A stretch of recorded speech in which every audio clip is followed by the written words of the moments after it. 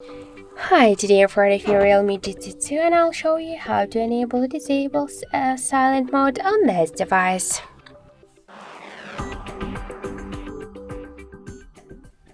So let's first open the settings application and then tap to the sounds and vibration settings. Here you'll see sound mode section, and just to activate silent mode we should switch from the ring one to the silent mode. So by this way we'll can see that when the silent mode is activated, that the ringtone and notifications they are muted. If you wanna just switch the silent mode to the ring one, once again just switch it here.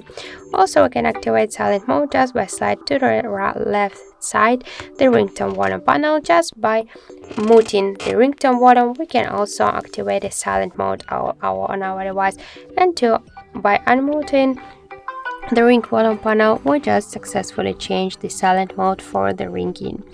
Also we get one more way how we can do that. Just first open notification panel shortcuts and you'll see here a ring icon, so click twice to the ring icon. Now it's switched to the silent one, and by this way we just successfully activated silent mode. Also we can turn it off by click once again on the silent icon and it's switched to the ring one.